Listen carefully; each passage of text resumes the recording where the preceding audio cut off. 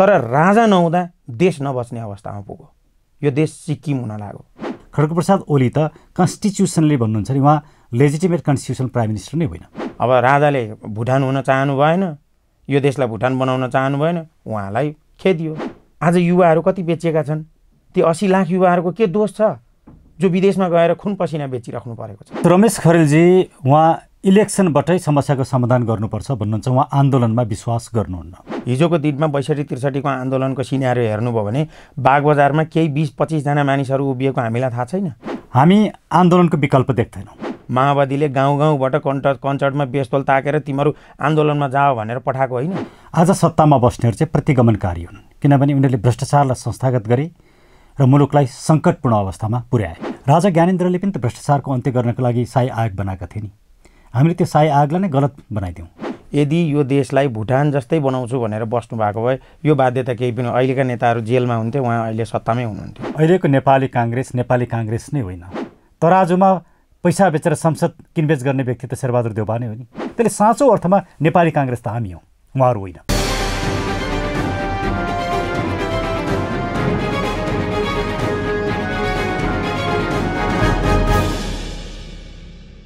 दर्शकवृन्द नमस्कार, कार्यक्रम साझा सरोकारमा तपाईलाई स्वागत छ। दर्शकवृन्द, साझा सरोकारमा आज हामी मूलतः सडकमा चर्किएको आन्दोलनको विषयमा केन्द्रित रहेर संवाद गर्दैछौँ।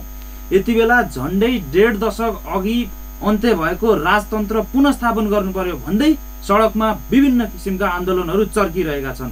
आज हामी आखिर यो आन्दोलन किन भइरहेको छ, यो आन्दोलन भनेको त यो एक किसिमले व्यवस्था विरोधी आन्दोलन किन भइरहेको छ, अहिले संविधानका मूल मर्महरूमाथि नै प्रहार हुने किसिमका आन्दोलन अहिले किन भइरहेको छन् र यसको कारण के हो, यसको पछाडिको कारण के छ र यो आन्दोलन खास कोबाट परिचालित छ? आज हामी यी र यस्तै विषयमा केन्द्रित रहेर संवाद गर्दैछौँ। हामीसँग हुनुहुन्छ नेपालका लागि नेपाली अभियानका संयोजक एवं वरिष्ठ अधिवक्ता डाक्टर सुरेन्द्र भण्डारी। स्वागत छ डाक्टर साहब तपाईँलाई। धन्यवाद ऋषिजी। यस्तै हामीसँग नेपालका लागि नेपाली अभियानका केन्द्रीय सचिव सागर खड्गा हुनुहुन्छ, यहाँलाई पनि स्वागत छ साझा सरकारमा। धन्यवाद। म डाक्टर साहबबाटै सुरु गर्न चाहे। हजुर, अहिले तपाईँहरूले सडकमा जुन आन्दोलन गरिरहनु भएको छ यो किन र केका लागि? धन्यवाद ऋषिजी। यो मुलुकका 5वटा प्रमुख समस्या छन्। ती समस्या अहिलेको सरकार, अहिलेको सत्ता र अहिलेको व्यवस्थाले सम्बोधन गर्न सकेन। त्यही कारणले हामी रहरले होइन बाध्यताले सडकमा आउनु पर्यो। ती 5वटा मुलुकका समस्या भनेको पहिलो समस्या भ्रष्टाचार। भ्रष्टाचारले मुलुकलाई तहस नहस पार्यो। दोस्रो समस्या राष्ट्रियता ज्यादै कमजोर बन्यो। राष्ट्रियता बचाउनु पर्ने लडाइँ लड्नुपर्ने भयो। तेस्रो आज डेमोक्रेसी, जसलाई प्रजातन्त्र लोकतन्त्र भनिन्छ, हाम्रो भाषामा नागरिक तन्त्र नै आज सङ्कटमा छ।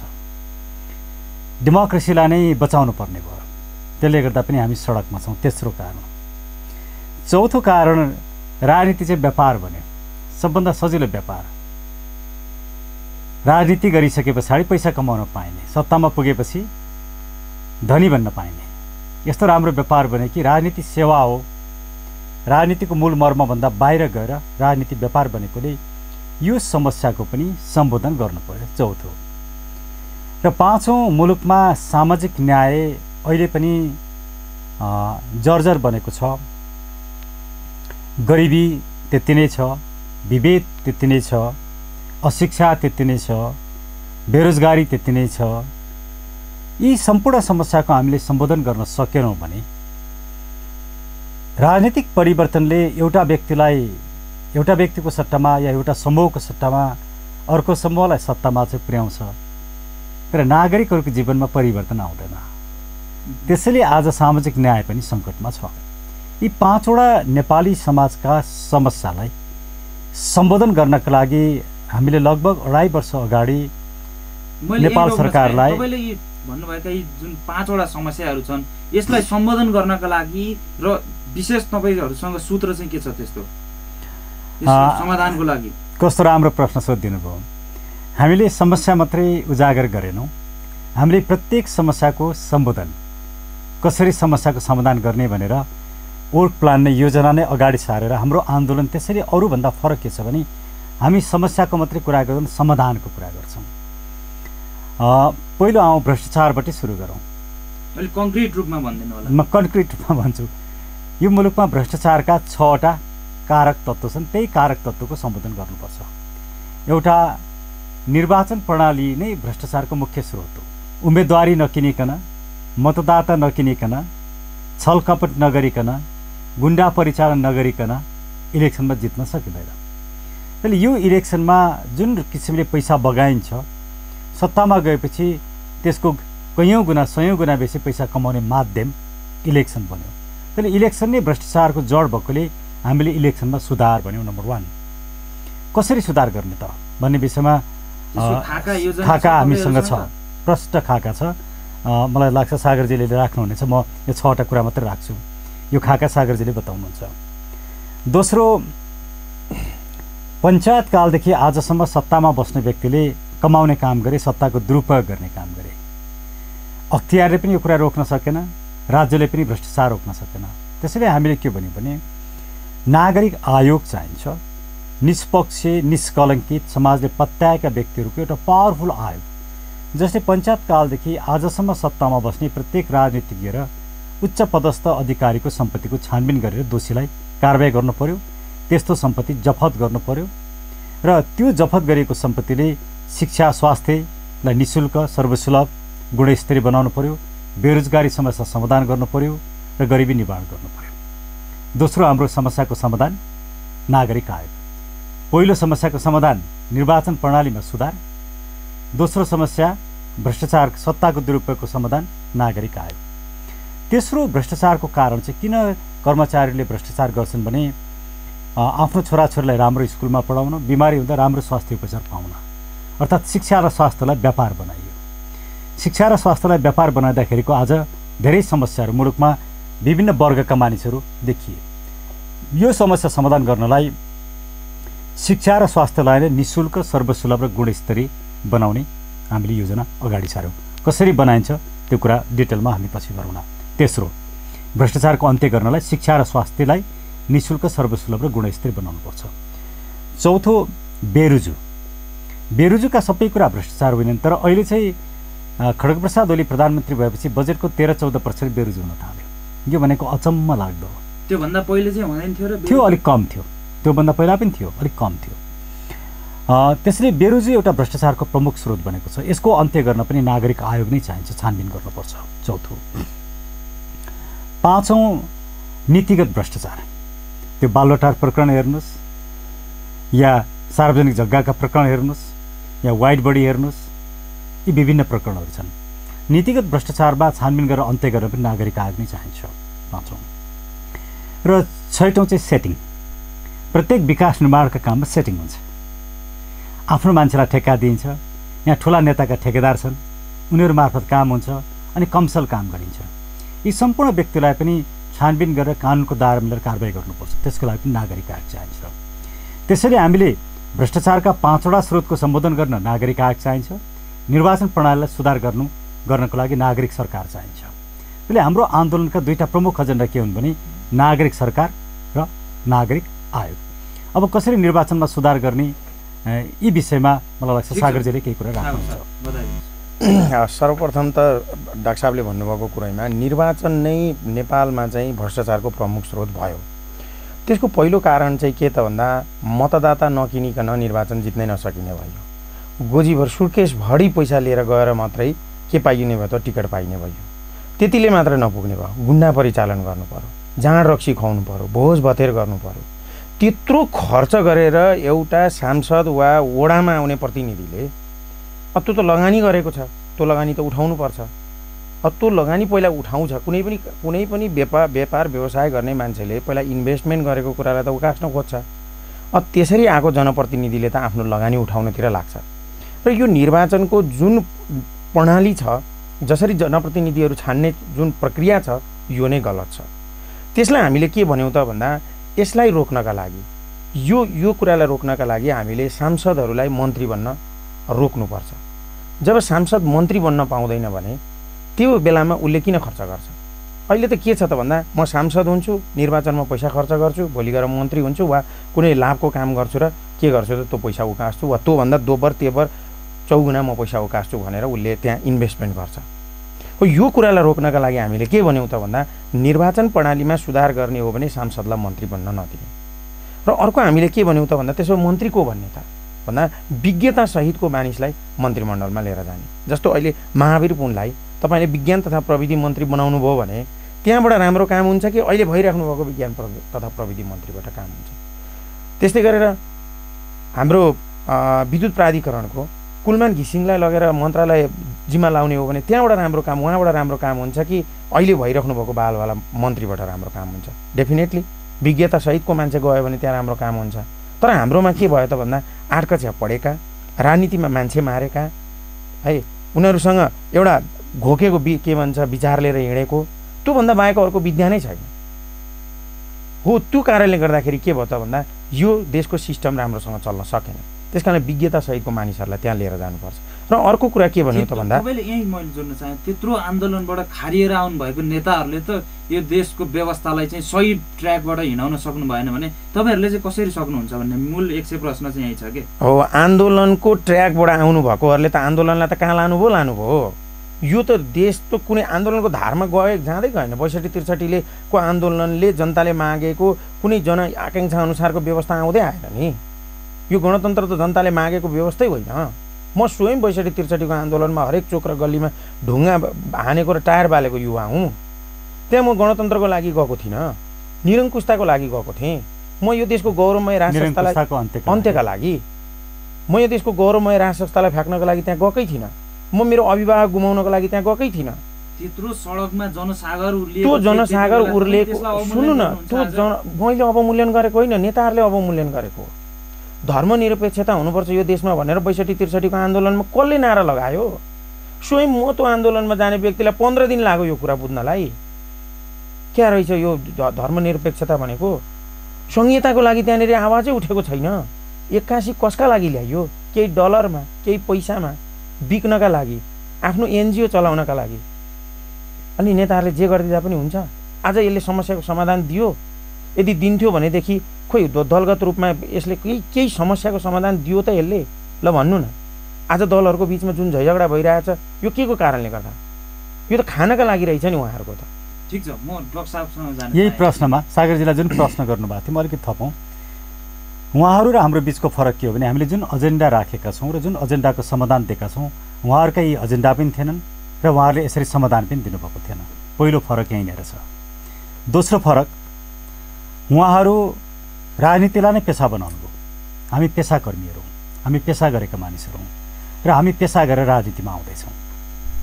दोस्रो फरक यहाँ जीवन नै एउटा राजनीतिमा चाहिँ योगदान दिनुभयो राजनीतिक देशका लागि। तपाईँहरू त एउटा पेसामा हुनुहुन्थ्यो, अहिले पनि पेसामै हुनुहुन्छ। अनि तपाईँहरूले अहिले आएर पछि आएर चाहिँ आन्दोलनका लागि लडेका नेताहरूलाई अवमूल्यन गर्दै अहिले आफू चाहिँ हामी चाहिँ ठिक ढङ्गमा अघि बढ्दैछौँ, बढ्न सक्छौँ भन्ने आधार दिन सक्नुहुन्छ र? हो, त्यो भनेको के हो भने हामी व्यक्तिपरक राजनीति होइन कि एजेन्डापरक राजनीति गर्नु पर्यो। सिस्टमभित्र व्यक्ति हुनु पर्यो, व्यक्तिभित्र सिस्टम होइन। उहाँहरूको कुरा चाहिँ व्यक्ति प्रधान भयो, सिस्टम गौण, एजेन्डा गौण। हाम्रो चाहिँ एजेन्डा सिस्टम प्रमुख, व्यक्ति गौण हो, एउटा कुरा। दोस्रो कुरा, उहाँहरूको राजनीति के हो पहिला हामीले नेपाली नागरिकलाई बुझाउनु पर्ने कुरा नै छ। राजनीति बनाए के? तपाईँ हामी राजनीतिको कुरा गर्छौँ, यो शब्द प्रिय, तर राजनीति बनाए के? राजनीति बनाए के हो भने तपाईँ कानुनको शासनभित्र बस्नुहुन्छ, कानुनको शासन लागू गर्नुहुन्छ र कानुनको सर्वोपरितालाई स्वीकार गरेर तपाईँ असल शासन दिनुहुन्छ। त्यही हो राजनीति भने। उहाँहरूले बुझेको राजनीति के हो भने छलकपट गर्ने, गुन्डागर्दी गर्ने, पैसाका भरमा सत्तामा पुगेर सत्ताको दुरुपयोग गर्ने। यो त राजनीति नै होइन। उहाँहरूले राजनीति नै जान्नु भएको छैन। तपाईँहरूले ठ्याक्कै खोज्नु भएको चाहिँ के हो? अहिले हुनुपर्छ चाहिँ के? हामीले 5वटा कुरा खोजेका छौँ। 5वटा कुरा। एउटा, लोकतन्त्र सहितको यो गणतन्त्रकै विरुद्धमा हो। 5वटा कुरा म भनौँ न। 5वटा कुरा हाम्रा 3टा राजनीतिक एजेन्डा छन्, 2टा सामाजिक एजेन्डा छन्। पहिलो राजनीतिक एजेन्डा राज संस्था सहितको लोकतन्त्र, अर्थात् लोकतन्त्र सहितको राज संस्था। हाम्रो भाषामा नागरिक तन्त्र सहितको राज संस्था, मोनर्की विथ डेमोक्रेसी, नम्बर 1। त्यो सम्भावना देख्नुहुन्छ तपाईँ? अबको फेरि पनि राज संस्था फर्किने सम्भावना? त्यो विषयमा फेरि कुरा गरौँला। म यो 5वटा चाहिँ भनिसकौँ न। एउटा। दोस्रो सङ्घीयताको खारेजी, तेस्रो धर्मनिरपेक्षताको खारेजी, चौथो नागरिक सरकार, पाँचौँ नागरिक आयोग। हाम्रा यी 5वटा एजेन्डा हुन्। अब यो कसरी सम्भव हुन्छ हुँदैन त्यो विषयमा तपाईँको प्रश्न आएपछि फेरि छलफल गरौँ न। ठिक छ, तपाईँले नागरिक सरकार भन्नुभएको छ। यो नागरिक सरकार जुन जनताले चुनेको सरकार थियो, त्यो जनताले चुनेको जननिर्वाचित सरकार हुँदाहुँदै तपाईँहरूलाई नागरिक सरकार चाहिँ किन चाहियो भन्नुहोस् त? कस्तो राम्रो प्रश्न गर्नुभयो। वास्तवमा इलेक्टेड गभर्मेन्टको 3टा म्यान्डेट हुन्छ कुनै पनि इलेक्टेड गभर्मेन्टको। पहिलो म्यान्डेट उसले नागरिकको जीवनको सुरक्षा गर्नुपर्छ। कोभिडलाई हेर्नुहोस्, कोभिडमा संविधानले कोभिडको या संक्रामक रोगको निःशुल्क उपचार गर्नुपर्छ भनेको छ। त्यही बमोजिमको उहाँहरू आफैले कानुन बनाउनु भएको छ।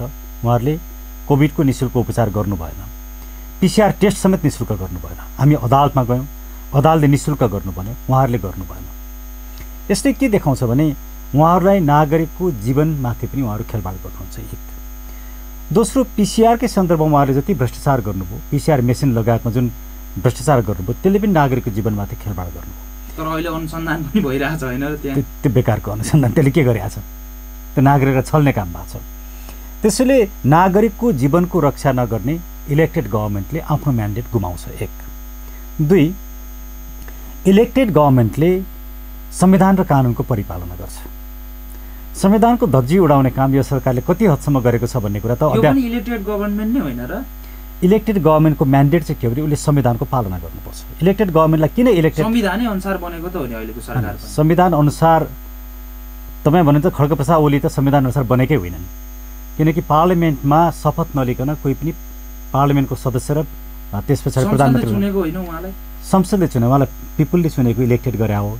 तर पार्लियामेन्टमा शपथै नलिकन उहाँ प्रधानमन्त्री हुनुभएको छ। त्यसैले मैले डे 1 देखि भनिरहेको छु कि खड्गप्रसाद ओली त कन्स्टिट्युसनले भन्नुहुन्छ नि उहाँ लेजिटिमेट कन्स्टिट्युसनल प्राइम मिनिस्टर नै होइन। अब तपाईँको म प्रश्नको जवाब दिउँ। दोस्रो, संविधानलाई मान्नुपर्छ। तपाईँ अहिले अध्यादेशको कुरा हेर्नुहोस् या अदालतका आदेशको कुरा हेर्नुहोस्, जुन सरकारले मानिरहेको छ त्यसले संविधान र कानुनको शासनको उल्लङ्घन गरेको छ। दोस्रो र तेस्रो, सुशासन दिनुपर्छ। भ्रष्टाचारको इन्डेक्स मात्रै हेर्नुहोस्। म तपाईँलाई 3टा कुरा भनौँ। एउटा, 48 लाखमा पाउने नयाँ गाडी मर्मत खर्च 58 लाख आउँछ। यो गणतन्त्रको उपज यही हो। 170 रुपियाँ पर्ने साबुन 3870 रुपियाँको बिल बन्छ। अनि एसियामा नेपाल भ्रष्टाचारको नम्बर 1 मुलुकको इन्डेक्समा पुग्छ। अनि सुशासन पनि छैन। त्यसैले यो इलेक्टेड गभर्मेन्टले यी 3टै कुरा, सुशासन पनि गुमायो, कानुनको शासन र त्यसको सर्वोच्चतालाई पनि गुमायो, नागरिकको जीवन पनि सुरक्षा गर्न सकेन। त्यसैले यो इलेक्टेड गभर्मेन्टको विकल्प हामीले खोज्नु पर्यो। त्यो विकल्प भनेको नागरिक सरकार। म सागर सर कहाँ जान चाहेँ। तपाईँहरूलाई राजावादी भन्छन्, तपाईँहरू किन राजावादी हुनुभयो र राजा फेरि आउँदैमा यी सबै समस्या तपाईँहरूले भन्नुभयो जस्तो समस्या समाधान हुन सक्छ भन्ने त्यस्तो खास कुनै केही आधार छ तपाईँहरूसँग? प्रश्नका लागि धन्यवाद तपाईँलाई। सर्वप्रथम त राजावादी भन्ने कुरा चाहिँ यो जनजीवनमा आएको कुरा हो। यो लोकप्रिय नारा हो, तर हामी सिद्धान्तको हिसाब किताबले राजावादी होइन, सैद्धान्तिक हिसाब किताबले राजा आफै राजावादी हुनुहुन्न, किनभने राजाको कुनै बाधै हुँदैन। राजा त एउटा अभिभावकको भूमिका निर्वाह गर्ने, त्यो त एउटा संस्थाको प्रतिनिधि हो। त्यो त सबै जात जाति भाषा धर्म, त्यो काङ्ग्रेसको लागि पनि राजा, नेकपाको लागि पनि राजा, मधेसवादीको लागि पनि राजा। त्यो अभिभावकत्वको भूमिका निर्वाह गर्ने मान्छेको कुनै आइडियोलोजी हुँदैन। त्यस अर्थमा हामी राजावादी होइन। र अर्को कुरा तपाईँले भन्दै गर्दाखेरि हामी त नेपालवादी हो, हामी मुलुकवादी हो। मुलुकको समस्या समाधान गर्नका लागि हामीले प्रष्ट खाका दिएका छौँ। हामी त नेपालवादी हौँ, हामी त राष्ट्रवादी हौँ। र यस अन्तर्गत तपाईँले भन्नुभएको कुरो राजा आउँदैमा सबै समस्याको समाधान हुन्छ, हुँदैन। विगतमा पनि थिए राजा, विगतमा पनि थिए। राजा आउँदैमा सबै समस्याको समाधान त हुँदैन, तर राजा नहुँदा देश नबच्ने अवस्थामा पुग्यो। यो देश सिक्किम हुन लाग्यो। के तपाईँलाई भारतको कुनै एउटा 30औं 31औं नम्बरको प्रान्तको नागरिक हुन मन छ? राजा हुँदै गर्दा 240 वर्षसम्म त यो देश ठेकेर राखिदिएको रहेछ नि। आज 10 देखि 12 वर्षको गणतन्त्रले त देशै गुमाउला कि भन्ने अवस्थामा पुगेन। रातको 10-12 बजे एउटा खुफिया एजेन्सीको मान्छेलाई भेट्ने हिम्मत कसले दियो? यही व्यवस्था अन्तर्गत बनेको प्रधानमन्त्रीले होइन। आज राजा भएको भए त्यो हिम्मत प्रधानमन्त्रीसँग हुन्थ्यो, त्यो हिम्मत हुन्थ्यो।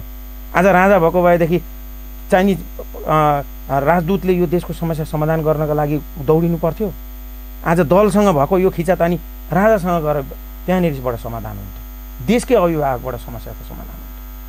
आज अभिभावकत्वविहीन, बाबुविहीन टुहुरो अवस्थामा पुगेको छ यो देश।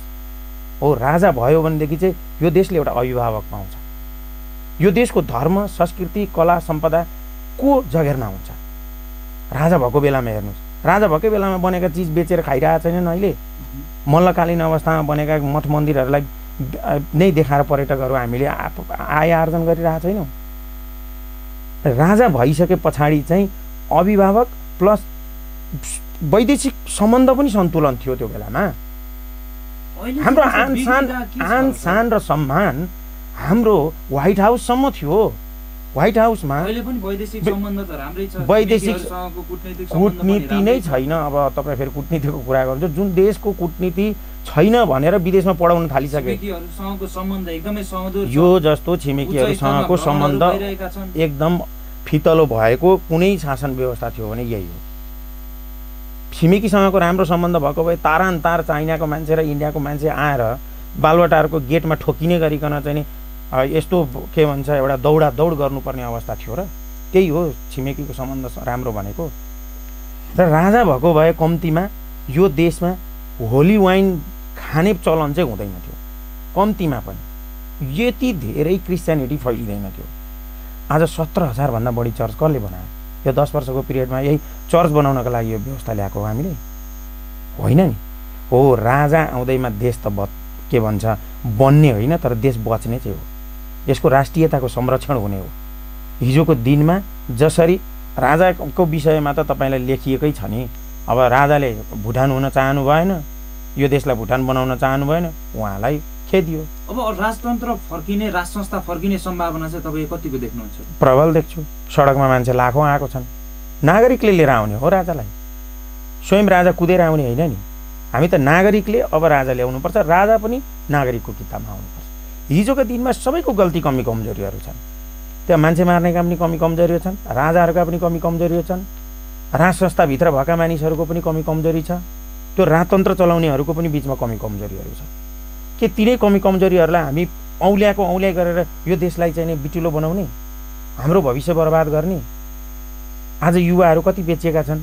ती 80 लाख युवाहरूको के दोष छ जो विदेशमा गएर खुन पसिना बेचिराख्नु परेको छ? आफ्नो घर परिवार, इष्ट मित्र, छर छिमेकी, आफ्नो माटो छोडेर किन जान्छ मान्छे देश छोडेर? त्यो युवाको के दोष छ? यही 30 वर्ष शासन गर्नेहरूले त्यहाँ पुगाएको होइन? आज बम्बईको हरेकको कोठीमा बलात्कृत भइराखेकी त्यो चेलीको के दोष छ? आज कुवेतको खाडीमा बेचिएकी चेलीको के दोष छ तपाईँ भन्नुहोस् त? अनि यहाँ प्रश्न राजा आउने मात्रै होइन, हामीले राजा मात्रै ल्याउने आउने भनेको होइन, हामीले धर्म ल्याउने, गुमिसकेको हाम्रो सभ्यतालाई लिएर आउने भनेको, हाम्रो धराशायी हुन लागेको सद्भावलाई फेरि कायम गर्ने भनेको। ठिक छ, म तपाईँसँग एकैछिनमा आउँला। डाक्टर साहब, हजुर, तपाईँहरू राजावादी, राजा ल्याउने भन्नुहुन्छ, तर तपाईँहरू राजावादीहरू नै एक हुनुहुन्न। विभिन्न चाहिँ गुट जस्तो चाहिँ राजनीतिक दलमा कुनै विशेष दलमा चाहिँ भागगुट जस्तो तपाईँहरू पनि त्यस्तै छुट्टै छुट्टै हुनुहुन्छ। तपाईँहरूले कसरी ल्याउन सक्नुहुन्छ? एक हुनुपर्ने होइन र राजावादीहरू त? धन्यवाद ऋषिजी। पहिलो कुरा अघि पनि सागरजीले भन्नुभयो हामी राजावादी होइनौँ, किनकि राजाको कुनै आइडियोलोजी हुँदैन। राजाले राजनीति गर्दैनन्, राजनीतिको मात्रै आइडियोलोजी हुन्छ, पोलिटिकल पार्टीको मात्रै आइडियोलोजी हुन्छ। त्यसैले हामी राजावादी होइनौँ। हामी राजतन्त्रको पक्षमा पनि छैनौँ, हामी शासन गर्ने राजाको पक्षमा छैनौँ। हामी खोज्नु भएको संवैधानिक राज संस्था हो। राज संस्था, एक्ज्याक्टली तपाईँले हामीले खोजेको संविधानभित्र बस्ने, संसदभित्र बस्ने, संसदले नै छान्ने, संसदले नै अर्को भाषामा चाहिँ नियुक्ति गर्ने, अपोइन्ट गर्ने, हामीले त्यस्तो राजा खोजेका हौँ जो संसदप्रति पनि उत्तरदायी छन्। त्यस्तो राजा खोजेका हौँ। राजाको अभिभावकीय भूमिका हामीले खोजेका हौँ। अब यहाँको जुन प्रश्न रह्यो, तपाईँ राजावादीहरू नै फुट्नु भएको छ। यो जनजीवनको शब्द हो राजावादी। म भन्छु राज संस्थावादीहरू, राज संस्थाको विचार राख्नेहरू। यो किन यसमा स्वार्थ एक भएको छैन हो? किन यस्तो भएको छ भने कतिपयहरूको विचार के छ भने राजाको वाद हुन्छ, राजाको आइडियोलोजी हुन्छ भनेर उहाँहरू राजावादी भन्नुभएको छ। त्यो कुरालाई बुझाउन सकिएको छैन, बुझाउन नसक्नु हाम्रो कमजोरी हो। त्यसैले एउटा राजावादी खेमा छ, जुन खेमाले जसरी काम कारबाही गरिरहेछ, राजा चाहिन्छ भन्ने मेसेज राम्रो छ, तर राजावाद को जुन कुरा गरेछ त्यसले न राजालाई सहयोग गर्छ न मुलुकलाई सहयोग गर्छ। त्यस किसिमले न राजा आउँछन् न राजा स्थापित नै हुन्छन्। त्यो कुरा उहाँहरूले पनि बुझ्न जरुरी छ एउटा। दोस्रो कुरा अर्को खेमा कस्तो छ भने राजा सट्टा आउने हुन् अनि राजा आइसके पछाडि हामीले राजाको गुणगान गाइरहने चाकडी गरिरहने हामी मन्त्री प्रधानमन्त्री बन्छौँ भन्ने अर्को किसिमको एउटा खेमा छ। त्यो राजतन्त्रवादी खेमा जो सक्रिय राजा चाहन्छ। राजाले नै आएर शासन गर्नुपर्छ, राजाले आएर सट्ट मन्त्री प्रधानमन्त्री घोषणा गर्नुपर्छ, हामी भइहाल्छौँ भन्ने एउटा खेमा छ। होइन मैले कसैको नाम नकेटौँ, त्यो जरुरी छैन। धेरै धेरैले यस्ता काम गरिरहेछन् र तपाईँले भन्न खोज्नुभएको राप्रपाले हो सिधा राप्रपा त राज संस्थाको पक्षमा छ, राजतन्त्रको पक्षमा छैन। राप्रपाको क्लियर पोजिसन छ। तर हामीले अहिले म राप्रपाको बारेमा फेरि आउँला। दोस्रो यो राजतन्त्रका वादी खेमाहरू छन्, राजतन्त्रसँग हामी राज संस्थाको पक्षमा छौँ। त्यसैले यो राजाको एजेन्डा बोक्नेहरूको बिचमा विभाजन हुनु पछाडिका विचारकै विभाजन हो। अब यो विचारको विभाजन हुनुमा हाम्रो पनि कमजोरी छ, किनकि हामीले उहाँहरूलाई कन्भिन्स गर्न सकिराखेका छैनौँ। तर मलाई के लाग्छ भने यो मुभमेन्टका दौरानमा माझिने क्रम हुन्छ र यो माझिने क्रममा सबैले के बुझ्छन् भने राजाको बाद हुँदैन भन्ने कुरा बुझ्छन्, राजतन्त्र 21औं शताब्दीको आवश्यकता होइन भन्ने कुरा बुझ्छन् र हामीले जुन एजेन्डा उठाइरहेका छौँ त्यो एजेन्डामा उनीहरू आउँछन्। त्यो भइसके पछाडि चाहिँ यो मुभमेन्टले एउटा मूर्त रूप लिन्छ र यो मुभमेन्ट त्यो बेला सफल हुन्छ। जबसम्म हामी यो गर्न सक्दैनौँ तबसम्म सफल हुँदैन। त्यो कुरामा हामी प्रष्ट छौँ। अब यहाँले अर्को के प्रश्न सोध्नुभयो? त्यो राज संस्था कसरी स्थापित गर्न सक्नुहुन्छ? तपाईँहरू एक हुनु भएको छैन। हो, अब यो कसरी स्थापित? तपाईँहरूको एउटै विचार सिद्धान्त हुनेहरू त एक हुनुपर्ने हो। यत्रो चाहिँ सङ्घीय लोकतान्त्रिक गणतन्त्रलाई ढालेर राज संस्था फर्काउनको लागि तपाईँहरू एक नभइकन यो सम्भव हुने कुरा होइन। राइट, एक दुईजना कराएर बोलेर सडकमा आन्दोलन गर्ने। अब अर्को क्वेसन यहाँले राप्रपाको कुरा गर्नुभएको थियो। राप्रपाको विषयमा हामीले किन नागरिक सरकार भनेका हौँ भने अहिलेका मुलुकका अघि मैले भनेका 5वटा समस्या कसको कारणले सिर्जना भयो भनेदेखि ठुला दल र जो सत्तामा बसे उनीहरूकै कारणले। त्यो कारणले आज यी मुलुकका समस्याहरू आएर समस्या सम्बोधन हुन सकेन। र अबको परिवर्तन पछाडि फेरि दलहरूलाई नै तत्कालै सत्ता बुझाउने हो भनेदेखि भ्रष्टाचार पनि अन्त्य हुँदैन र अन्य समस्याहरू पनि सम्बोधन हुँदैन। त्यसैले हामीले 2 वर्षको लागि दलहरू नभएको, दलहरू बाहेकको नागरिक आन्दोलनका नेतृत्व गर्ने व्यक्तिहरूको सरकार चाहिन्छ र त्यसलाई हामीले नागरिक सरकार भन्यौँ। र त्यो नागरिक सरकारले अघि मैले भने जस्तै इलेक्सन रिफर्म गर्छ, नागरिक आयोग बनाउँछ, युवाहरूको रोजगारी सुनिश्चित गर्छ, शिक्षा र स्वास्थ्यमा रिफर्म गर्छ। यी मिनिमम एजेन्डाहरूमा उसले काम गर्छ र त्यस पछाडि ऊ इलेक्सनमा जान्छ र फेरि दलीय आधारमा प्रतिस्पर्धा हुन्छ, इलेक्सन हुन्छ र डेमोक्रेसीलाई संस्थागत गर्ने काम हुन्छ। त्यसले राप्रपाले राज संस्थाको एजेन्डा बोके पनि अबको सरकारको नेतृत्व राप्रपाबाट हुँदैन। अबको सरकारको नेतृत्व नागरिक सरकारले गर्छ। त्यसले राप्रपाले राजतन्त्रको कुरा गरेका छैन। यो कुरामा प्रष्ट हुनुपर्छ। हुन त म राप्रपाको प्रवक्ता होइन। किन भन्दा तपाईँले भ्रष्टाचार अन्त्य गर्नुपर्छ भन्नुहुन्छ। तपाईँहरूसँग भ्रष्टाचार अन्त्य गर्न सक्ने आधार चाहिँ के छन्? मैले अघि भने नि भ्रष्टाचार अन्त्य गर्नका लागि 2टा ठुलो मेकानिजम, एउटा इलेक्सन रिफर्म, अर्को नागरिक आयोग। नागरिक आयोग नबनेसम्म मैले जुन 5वटा क्षेत्रमा नागरिक आयोग चाहिन्छ भने त्यो एरियामा इन्टरभेन्सन नगरेसम्म भ्रष्टाचार अन्त्य हुँदैन। भ्रष्टाचारको बारेमा रिसर्च गरेर, कार्यपत्र प्रस्तुत गरेर, सेमिनार गरेर भ्रष्टाचार अन्त्य हुँदैन। यो काम 2047 साल पछाडि बहुत धेरै भयो र विदेशीहरूले थुप्रो पैसा यसमा खनाए। तर भ्रष्टाचार झन् बेसी डिप भयो। भ्रष्टाचार एकदमै गाउँ-गाउँसम्म पुग्यो, छताछुल्ल भयो। त्यसैले भ्रष्टाचार अन्त्यको लागि यो 2टा मेकानिजम, एउटा इलेक्सन रिफर्म, अर्को नागरिक आयोग, यो 2टा मेकानिजम जरुरी छ। र तपाईँले भन्नुहोला यो त अरूले पनि यस्ता कुरा गरेका थिए नि, कसैले पनि गरेका थिएन। कसैको एजेन्डामा देखाइदिनुहोस् न, कुनै पोलिटिकल पार्टीले कुरा गरेको छैन। हामीले जुन एजेन्डा र त्यसको कार्यान्वयन गर्ने पक्ष देखाएको छ कसैले गरेको छैन। त्यसले हामीले एजेन्डाको रूपमा नै हामीले नयाँ एजेन्डा ल्याएका छौँ। त्यो विचारलाई हामीले स्थापित एजेन्डा मिल्ने अन्य दलहरूसँग एकता हुने सम्भावना चाहिँ कतिको देख्नुहुन्छ? किन भन्दा अहिले नै एकता भएको चाहिँ विवेकशील नेपाली दल र विवेकशील साझा जुन बनेर चाहिँ विवेकशील साझा पार्टी बनेको छ, उनीहरूसँग एकता हुने सम्भावना कतिको छ? त्यस्तै ज्ञानेन्द्र साईले अर्को अभियान चलाइरहनु भएको छ, तपाईँहरू बिचमा फुटेर जानुभयो। अर्का रमेश खरेल लगायतले चाहिँ अभियान चलाउँदै हुनुहुन्छ। तपाईँहरूको त खासै त्यस्तो तात्विक भिन्नता त केही देखिँदैन, बहुत भिन्नता व्यवस्था बाहेक बहुत भिन्नता छ। जस्तो रमेश खरेलजी उहाँ इलेक्सनबाटै समस्याको समाधान गर्नुपर्छ भन्नुहुन्छ, उहाँ आन्दोलनमा विश्वास गर्नुहुन्न। मसँग भएको कुराकानी त्यही हो। हामी आन्दोलनको विकल्प देख्दैनौँ, किनकि इलेक्सन गर्नु भनेको चाहिँ पैसा चाहियो। तपाईँले गुन्डा परिचालन गर्न सक्नु, यही इलेक्सन सिस्टमभित्र तपाईँ इलेक्सनमा गएर केही सिट ल्याएर मैले रिफर्म गर्छु भन्ने सोच्नुहुन्छ भने त्यो आफ्नो बुझाइको पनि कमजोरी हो, नागरिकहरूलाई पनि झुक्क्याउने काम हो। त्यो सम्भव छैन, आन्दोलनको विकल्प छैन। अब जहाँसम्म विवेकशीलको कुरा गर्नुभयो, विवेकशीलहरू गणतन्त्रवादी हुन्, उहाँहरू यही संविधान मान्नुहुन्छ, यही संविधानभित्र बस्नुहुन्छ। हामी गणतन्त्रवादी होइनौँ, हामी गणतन्त्रको विकल्प खोजिरहेको छौँ। राज संस्था, गणतन्त्रको सट्टामा राज संस्था स्थापना गर्न चाहन्छौँ। त्यसैले विवेकशीलले जबसम्म हाम्रो एजेन्डामा विवेकशील आउँदैन तबसम्म विवेकशीलसँग सहकारी हुन सक्दैन। त्यसैले पहिला एजेन्डामा क्लियर हुनु पर्यो। हामीले जुन एजेन्डा राखेका छौँ त्यो एजेन्डालाई स्वीकार गर्ने प्रत्येकसँग हाम्रो सहकारी हुन सक्छ। अब कोही कार्यकारी राष्ट्रपतिको कुरा गरिरहेछन्। कार्यकारी राष्ट्रपति यो मुलुकको आवश्यकता होइन। यो कार्यकारी राष्ट्रपति भनेको चाहिँ सबै एक्जिक्युटिभ पावर त्यो कार्यकारी राष्ट्रपतिको हुन्छ। अहिले संसदले त अहिलेको प्रधानमन्त्रीलाई एक किसिमले संसदीय दायरामा राख्न सकिरहेको छैन, उहाँलाई मोनिटरिङ गर्न सकिरहेको छैन र अहिले प्रधानमन्त्री अराजक बन्नुभएको छ। त्यो अराजकताले दलभित्र यत्रो समस्या सिर्जना भएको छ। तपाईँले कार्यकारी राष्ट्रपति बनाइदिनु भयो भने त त्यो कार्यकारी राष्ट्रपतिले मुलुकै बेच्दाखेरि पनि कसैले केही गर्न सक्दैन। यो कार्यकारी राष्ट्रपतिको जुन डिजाइन छ यो डिजाइनै गलत छ र धेरै युवाहरू यो गलत डिजाइनमा लागेका छन्। त्यसैले यी युवाहरू मुलुकको पोलिटिकल सोल्युसन, पोलिटिकल प्रब्लमको सोल्युसन एकछिनको उभारबाट, उत्तेजनाबाट, चरको कुरा गरेर हुँदैन। यसको पोलिटिकल सोल्युसन भनेको डिप थिङ्किङबाट, इन्टलेक्चुअल्ली आउनुपर्छ। त्यो नआइकन हुँदैन। त्यसैले तपाईँले जति मान्छेको नाम लिइरहनु भएको छ ती मान्छेले यो मुलुकको समस्याको समाधान गर्न सक्दैन। सागर सर कहाँ जान चाहे, तपाईँ युवा, तपाईँहरू अहिले आन्दोलनमा हुनुहुन्छ र तपाईँहरूको एउटा कुनै पेसा त होला, तर अहिले तपाईँ नेपालका लागि नेपाली अभियानको केन्द्रीय सचिव पनि हुनुहुन्छ। तपाईँहरूलाई यसरी आन्दोलन गर्नको लागि खर्च चाहिँ कसले दिन्छ? तपाईँहरू कोहीबाट परिचालित हुनुहुन्छ कि त्यसबारेमा चाहिँ अलिकति भ्रम त यसमा नैमा पर्छ कि हिजोको दिनमा गाडीका गाडी, बसका बस मान्छेहरू किनेर ल्याइन्थ्यो। आज त्यही नै सोच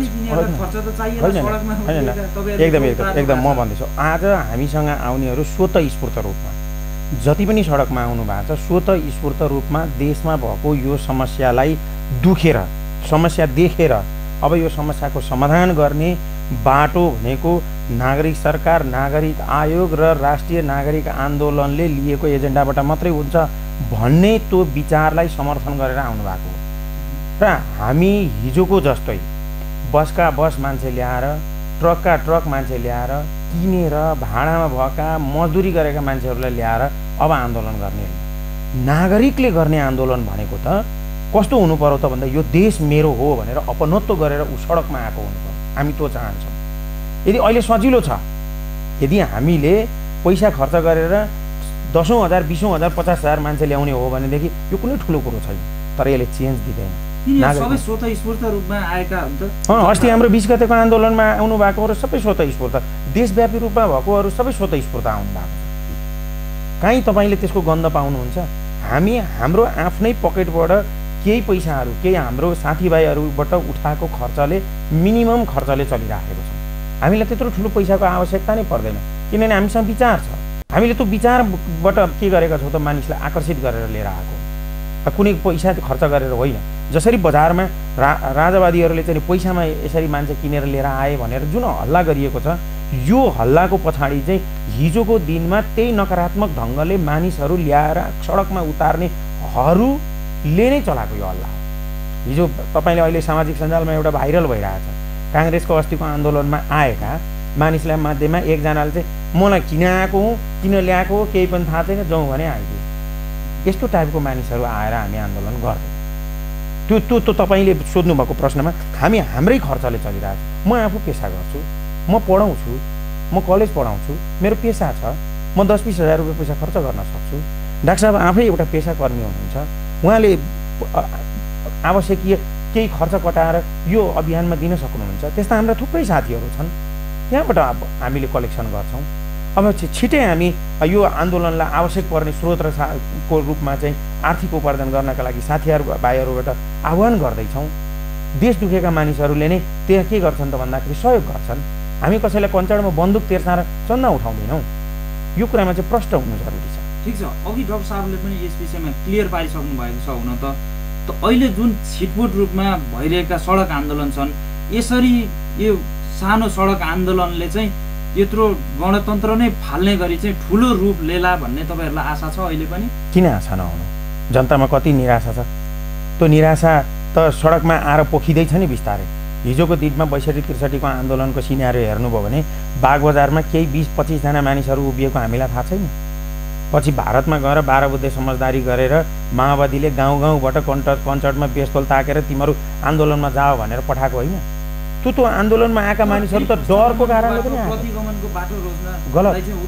गलत प्रतिगमन केलाई भन्नुहुन्छ?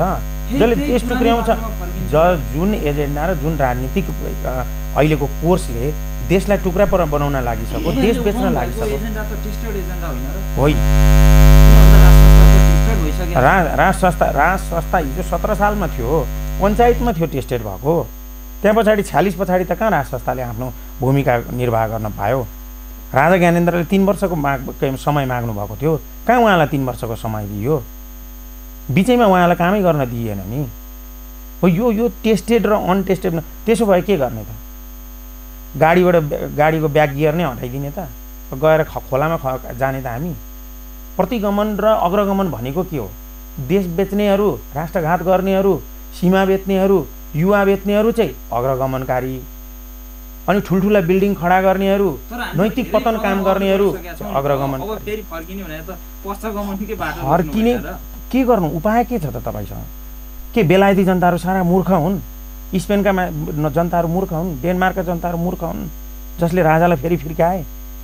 राजा फर्किँदैमा यो देशमा सबै स्वाहा हुन्छ। धन्यवाद। पहिला त यो प्रतिगमनकै कुरा गरौँ।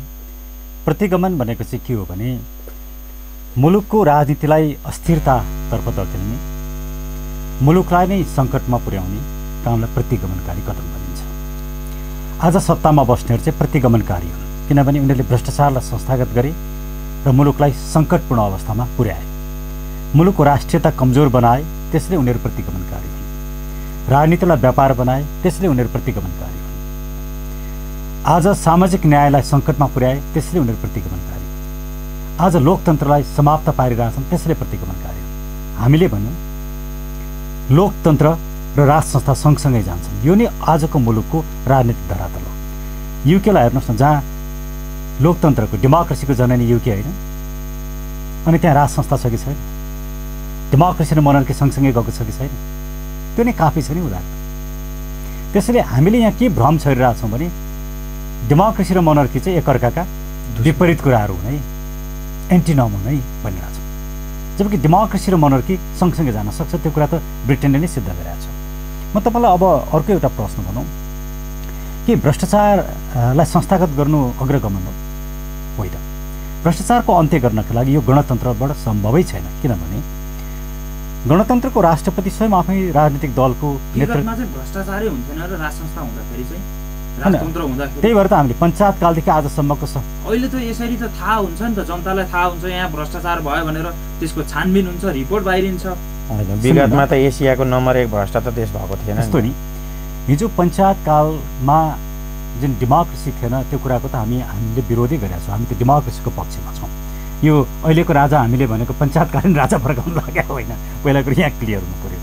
हिजो राजतन्त्र थियो, हामी राजतन्त्रको पक्षमा छैनौँ, अब राज संस्थाको पक्षमा छौँ। एउटा सिम्बोलिक मोनर्कीको पक्षमा यो संसदभित्र बस्छन्, जो नागरिकको कित्तामा बस्छन्, नागरिकको सार्वभौम सत्तालाई स्वीकार गर्छन्, त्यो किसिमको मोनर्की। यो भनेको अग्रगमन हो। तपाईँ एउटा मात्र इक्जाम्पल लिनुहोस् न, कम्बोडियाले किन 23 वर्ष पछाडि राजा फर्कायो? सिङ्गानुकलाई किन फर्कायो भने त्यहाँ एथनिक भाइलेन्सको सम्भावना देखियो, मुलुकै टुक्रिने सम्भावना देखियो, त्यहाँ सामाजिक न्यायका प्रश्न देखिए, करप्सनका यी सबै कुरालाई सम्बोधन गर्नलाई राजा चाहिने रहेछ भनेर फर्कायो। यहाँ पनि करप्सनको अहिलेको नायकको भन्दा राजनीतिक दल र यसका नेताहरू। अनि अहिलेको राष्ट्रपतिले करप्ट पोलिटिसियनलाई कारवाही गर्नको लागि एउटा मुख्य भूमिका या अग्रणी भूमिका खेल्न सक्छन् र सक्दैन, उनले नै संरक्षण गर्छन्। त्यो भएको कारणले अहिलेको गणतन्त्रले भ्रष्टाचारको अन्त्य गर्दैन। त्यो कारणले गर्दाखेरि पनि राज संस्था भयो भने ऊ राजनीतिभन्दा माथि हुन्छ, उसलाई राजनीतिक दलसँग कुनै आशा गर्नु पर्दैन। र कसैले पनि भ्रष्टाचार गरे भने ऊ कडा रूपमा प्रस्तुत हुन सक्छ। राजा ज्ञानेन्द्रले पनि त्यो भ्रष्टाचारको अन्त्य गर्नको लागि शाही आयोग बनाएका थिए। हामीले त्यो शाही आयोगलाई नै गलत बनाइदियौँ, त्यो काम गर्नै दिनु, त्यो गर्नु पर्थ्यो, त्यो जरुरी थियो। हामी गलत बाटोमा गयौँ, त्यसैले आज भ्रष्टहरूले टाउको उठाउने मौका पाए। आज भ्रष्टाचार यो रूपमा फैलियो। त्यही बेला शाही आयोगले भ्रष्टहरूमाथि कारवाही गरेको भए आज यो मुलुक सुध्रिन्थ्यो। त्यसले यी पक्षलाई, राम्रा पक्षलाई हामी नहेर्ने अनि खालि गलत कुराहरूलाई मात्रै हेर्ने। पहिला त हामीले मुलुकलाई हेर्नु पऱ्यो, मुलुक कसरी बचाउने। त्यो मुलुक बचाउनको लागि यो मुलुक बनाउने 3टा शक्ति हुन्, राजा, नागरिक र सेना। यी 3टा शक्तिलाई तपाईँ जब छिन्न भिन्न पार्नुहुन्छ तब यो मुलुकमा सङ्कट आउँछ। त्यसो भए तपाईँको आकलनमा कहिलेसम्म होला त राज संस्था पुनर्स्थापन?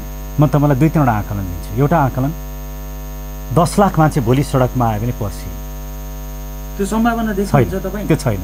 त्यही भएर 10 लाख मान्छे भोलि आयो भने सडकमा आए शान्तिपूर्ण रूपमा र अहिंसात्मक रूपमा राज संस्था चाहिन्छ भने हाम्रा एजेन्डा बोकेर आयो भने यो पर्सि नै हुन्छ। तर यो सम्भावना छैन। दोस्रो सम्भावना 2077 भित्र हुने सम्भावना मैले प्रबल देखेको छु। किनभने आज मुलुक आन्दोलन 2077 सालभित्र हो, किनकि आज मुलुक आन्दोलित छ र जब नागरिकहरू आन्दोलित बन्छन् त्यो आन्दोलन एउटा निष्कर्षमा पुग्नुपर्छ। कि त यो आन्दोलन समाप्त हुनुपर्छ, यसलाई सरकारले दमन गर्छ, नागरिकहरू त्यसलाई प्रतिकार गर्न सक्दैनन् र यो आन्दोलन तुइन्छ। अब यो आन्दोलन तुइयो भने यसले निष्कर्षमा पुग्दैन। तर यो आन्दोलन जब दमन हुन्छ जनसशक्त बन्छ र जति आन्दोलनमाथि दमन हुन्छ त्यति प्रतिकारमा उत्रिन्छ। यसले गर्दाखेरि मलाई लागेको छ 2077 भित्रमा एउटा ठुलो परिवर्तन आउँछ। एउटा सम्भावना। दोस्रो सम्भावना। तेस्रो सम्भावना भनेको यसले केही लामो कोर्स लिन्छ र त्यो लामो कोर्समा अबको मुलुकको राजनीतिक विकल्प भनेको राज संस्था सहितको लोकतन्त्र या लोकतन्त्र सहितको राज संस्था, हाम्रो भाषामा नागरिक तन्त्र सहितको राज संस्था। अबको राजनीतिक विकल्प त्यो मात्रै हो। त्यो नभइकन तपाईँले यो मुलुक बनाउने एउटा शक्तिलाई निषेध गरेर पोलिटिकल स्टेबिलिटी हुँदैन। हामीले चाहेको मुलुकको पोलिटिकल स्टेबिलिटी हो। हामीले चाहेको राजनीतिले व्यापार गर्ने होइन, राजनीति वास्तवमै शुद्धिकरण हुनुपर्छ। यी सम्पूर्ण कुराको लागि पनि त्यो एउटा संस्था जरुरी छ र यो मुलुकको आवश्यकता भएको कारणले गर्दाखेरि मुलुकको हित र मुलुकको आवश्यकतामा यो कुनै पनि दिन हुन्छ।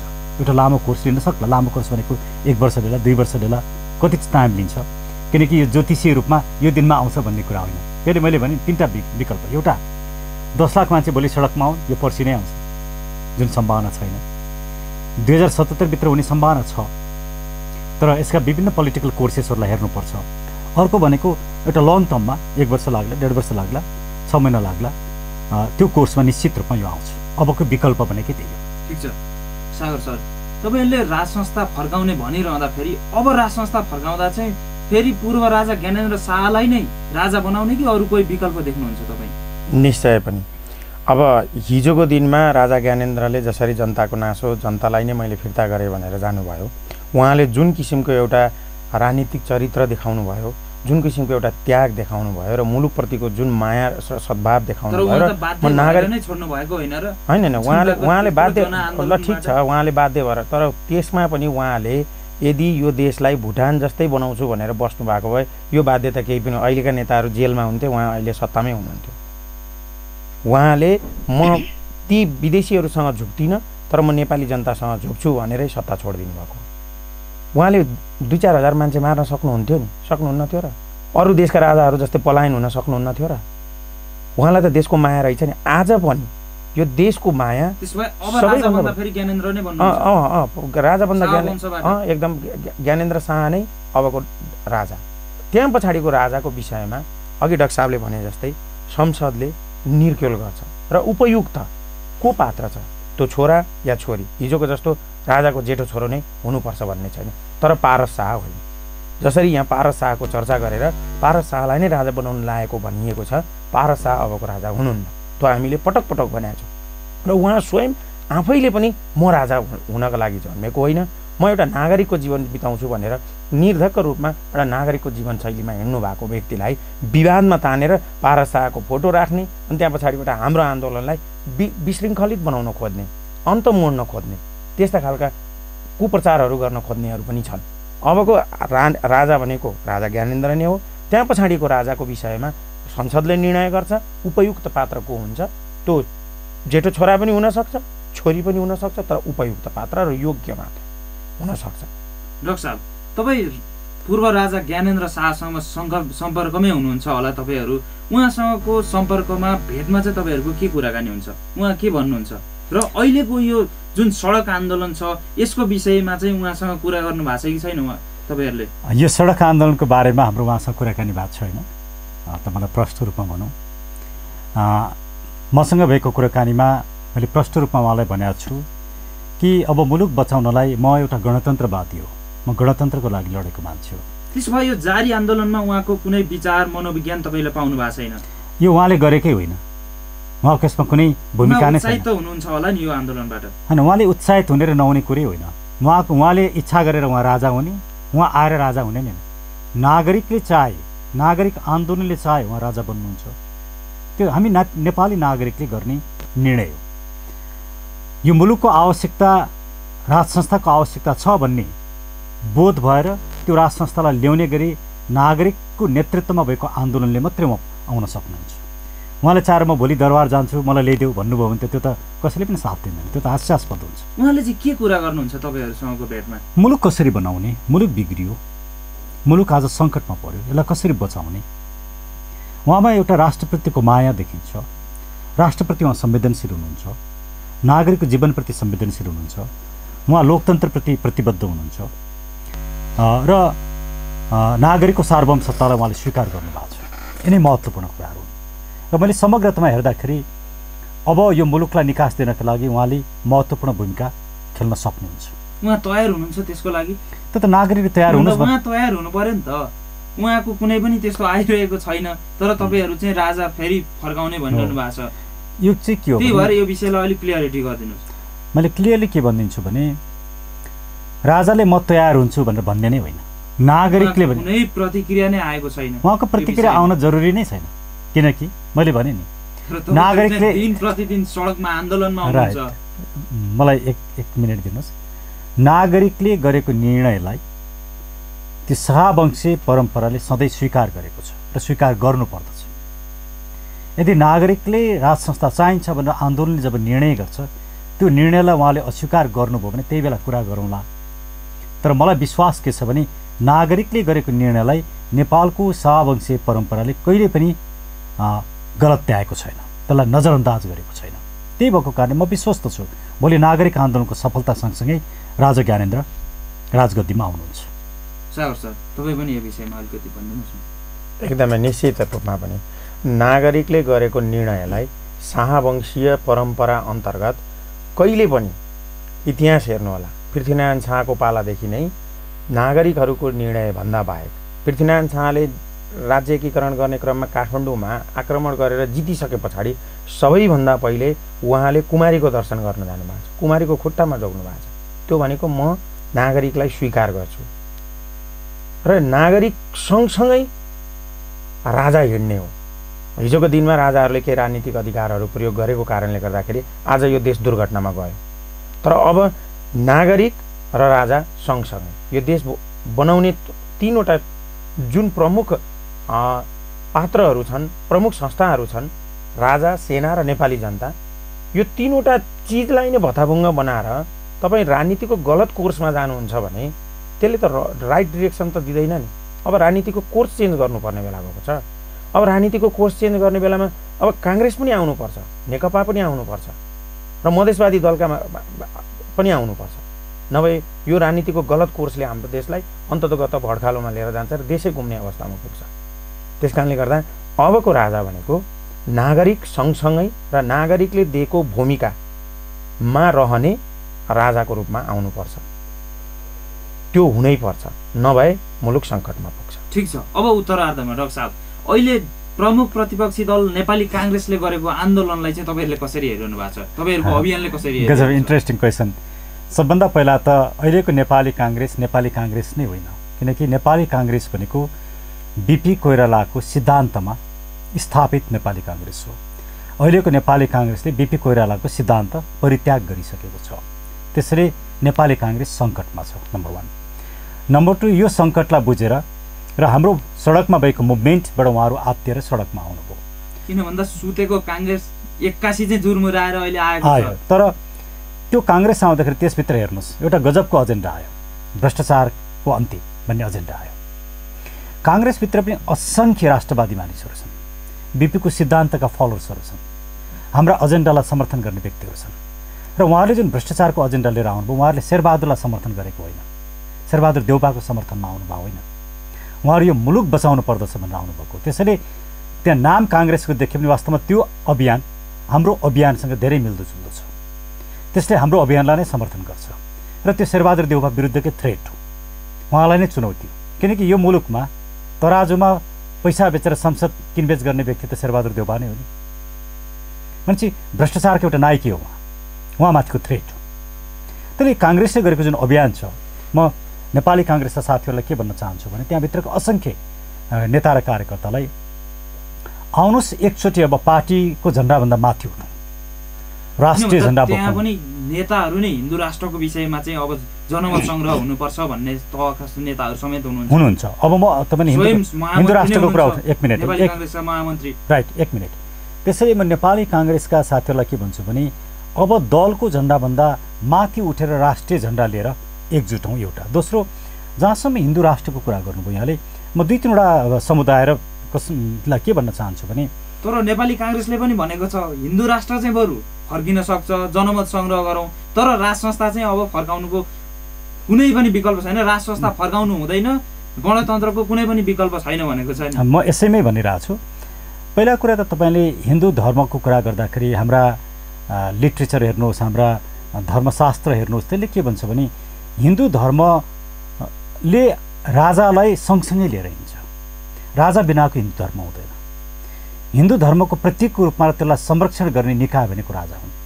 त्यसले अहिले राजा बिना हिन्दू धर्मको कुरा गर्नेहरूले न हिन्दू धर्म फर्काउँछन् न राजालाई नै आउन दिन्छन्। यो एउटा प्लोय हो, एउटा षड्यन्त्र हो। र म नेपाली काङ्ग्रेसका साथीहरूलाई या धर्मगुरुहरूलाई पनि म के भन्न चाहन्छु भने हिन्दू धर्मको मात्रै कुरा गरेर न हिन्दू धर्म स्थापित हुन्छ न राजा नै स्थापित हुन्छन्। जब तपाईँले यो विषयलाई राज संस्थासँग जोड्नुहुन्न, हिन्दू धर्म र राजा जोडिएका कुराहरू, यसलाई एकअर्काबाट अलग्याउन सकिँदैन। जबसम्म यो पोलिटिकल नेक्ससलाई बुझिँदैन र त्यो पोलिटिकल नेक्ससलाई बोकिँदैन तबसम्म यो सम्भव छैन। त्यसैले नेपाली काङ्ग्रेस पनि हिन्दू धर्म सँगसँगै राज संस्थाको पक्षमा उभिनु पर्दछ, आउनु पर्दछ। आउने ठाउँ त्यही नै हो, किनकि विश्वेश्वर प्रसाद कोइरालाको सिद्धान्त भनेकै राजा र मेरो घाँटी जोडिएको छ, डेमोक्रेसी र मोनर्की सँगसँगै जान्छन्। डेमोक्रेसी र मोनर्कीको सिद्धान्त नेपालको सन्दर्भमा स्थापित गर्ने व्यक्ति बिपी कोइराला नै हो। आज हामी उहाँकै सिद्धान्त बोकेर हिँडिरहेछौँ। त्यसले साँचो अर्थमा नेपाली काङ्ग्रेस त हामी हो, उहाँहरू होइन। तपाईँहरू अहिले बिपीकै विचार बोकेर एक्ज्याक्टली हो त। हस्, यहाँको महत्त्वपूर्ण समय र संवादका लागि हार्दिक धन्यवाद। यहाँलाई पनि धेरै धेरै धन्यवाद। हस्, नमस्कार। नमस्कार।